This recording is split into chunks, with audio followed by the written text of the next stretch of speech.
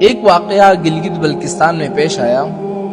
ایک شخص قبرستان کے پاس سے گزر رہا تھا تو اس نے کسی قبر سے یہ آواز سنی کہ مجھے نکالو، میں زندہ ہوں، مجھے نکالو۔ جب ایک دو مرتبہ اس نے آواز سنی تو وہ یہ سمجھا کہ شاید میرا کوئی وہم ہوگا، خیال ہوگا، کوئی آواز نہیں آ رہی۔ لیکن جب مسلسل اس نے یہ آواز سنی نا تو اس کو یقین ہونے لگا۔ وہ قریب کی کسی بستی میں گیا اور لوگوں کو بلایا کہ قبر سے آواز آ رہی ہے، تم سب میرے ساتھ چلو۔ انہوں نے آواز سنی، سارے لوگ آئے، وہ تو واقعی قبر سے آواز آ رہی ہے۔ اب یقین ہونے کے بعد لوگوں کو مسئلہ پوچھنے کی فکر ہوئی کہ پہلے علماء سے پوچھ لیتے ہیں کہ قبر کھولنا جائز بھی ہے کہ نہیں۔ وہ لوگ محلے کا جو امام تھا ان کے پاس گئے، انہوں نے کہا کہ اس طرح قبر سے آواز آ رہی ہے تو ہم کیا کریں، قبر کھولے یا نہیں کھولے؟ امام صاحب نے فرمایا کہ اگر تمہیں اس کے زندہ ہونے پر یقین ہو گیا ہے تو قبر کھول لو اور اس کو باہر نکال لو۔ یہ لوگ ہمت کر کے قبرستان گئے اور جا کر جو انہوں نے قبر کھولی، جیسے ہی تختہ ہٹایا نا تو ایک عورت ننگی بیٹھی ہوئی ہے اندر اور اس کا کفن گل چکا ہے، اور وہ عورت کہہ رہی ہے کہ جلدی سے میرے گھر جا کر میرے کپڑے لاؤ، میں کپڑے پہن کر باہر نکلوں گی۔ یہ لوگ فوراً دوڑ کر اس کے گھر گئے اور جا کر اس کے گھر والوں کو واقعہ سنایا اور اس کے کپڑے چادر وغیرہ لا کر اس قبر کے اندر پہن دیا۔ تو اس عورت نے وہ کپڑے پہن لیے۔ جب کپڑے پہن لیے نا تو وہ قبر سے نکلی اور بجلی کی طرح دوڑ گئی اپنے گھر، اور اپنے گھر جا کر ایک کمرے کے اندر چھپ گئی اور اندر سے کنڈی لگا دی۔ اور جو لوگ قبرستان کے اندر موجود تھے وہ باگ کر آئے اس لڑکی کے گھر، اور وہاں آ کر دیکھا وہاں اس عورت نے تو کنڈی لگائی ہے۔ تو لوگوں نے دستک دی کہ کنڈی کھولو۔ اندر سے اس عورت نے جواب دیا کہ کنڈی تو میں کھول دوں گی، لیکن کمرے کا اندر صرف وہی شخص داخل ہو جس کے اندر مجھے دیکھنے کی ہمت ہو، اس لیے کہ اس وقت میری حالت ایسی ہے کہ ہر آدمی مجھے دیکھ کر برداشت نہیں کر سکتا، لہٰذا کوئی دل رکھنے والا شخص آ کر میری حالت دیکھے۔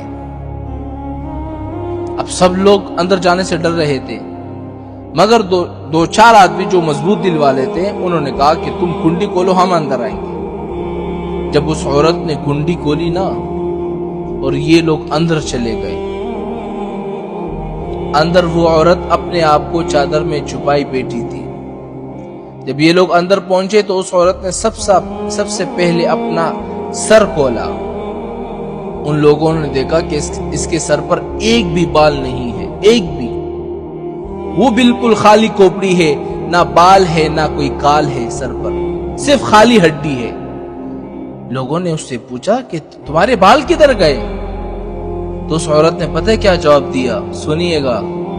اس عورت نے جواب دیا کہ جب میں زندہ تھی تو ننگے سر گھر سے باہر نکلا کرتی تھی، پھر مرنے کے بعد جب میں قبر میں لائی گئی تو فرشتوں نے میرا ایک ایک بال نوچا، اور نوچنے کے وجہ سے میرے بال بھی نکل گئے اور میرے سر پر جو کھال تھی وہ بھی نکل گئی۔ اور اس کے بعد اس عورت نے اپنا منہ کھولا۔ جب لوگوں نے اس کا منہ دیکھا نا تو وہ اتنا خوفناک ہو چکا تھا کہ سوائے دانتوں کے کچھ نظر نہیں آیا، نہ اوپر کا ہونٹ ہے نہ نیچے کا ہونٹ موجود ہے، بلکہ 32 کے 32 دانت جو ہے وہ سامنے نظر آ رہے تھے۔ سوچو اگر کسی انسان کے صرف دانت ہی نظر آئے تو کتنا ڈر معلوم ہوتا ہے۔ اب لوگوں نے اس عورت سے پوچھا کہ تیرے ہونٹ کہاں گئے؟ تو اس عورت نے کیا جواب دیا پتہ ہے؟ اس عورت نے جواب دیا، میں اپنے ہونٹوں پہ لپسٹک لگایا کرتی تھی اور نامحرم مردوں کے سامنے جایا کرتی تھی، اس کی سزا میں میرے ہونٹ جو ہے وہ کاٹے گئے، اس لیے اب میرے چہرے میں ہونٹ جو ہے وہ نہیں ہے۔ اس کے بعد اس عورت نے اپنے ہاتھ اور پیر کی انگلیاں دکھائی۔ لوگوں نے دیکھا کہ اس کے ہاتھ اور پیر کی انگلیوں میں ایک بھی ناخن نہیں ہے۔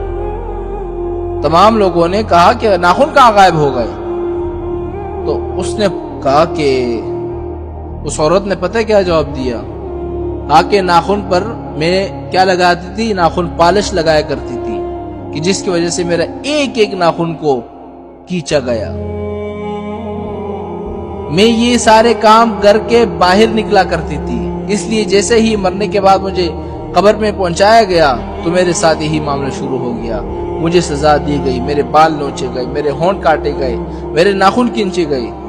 اتنی باتیں کرنے کے بعد وہ لڑکی کیا ہو گئی؟ بے ہوش ہو گئی، مردہ ہو گئی، مر گئی دوبارہ جیسی لاش۔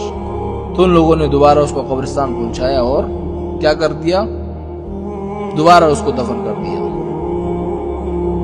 تو اللہ تعالیٰ کو یہ عبرت دکھانی مقصود تھی کہ دیکھو اس عورت کا کیا انجام ہوا اور اس کو کتنا ہولناک عذاب دیا گیا۔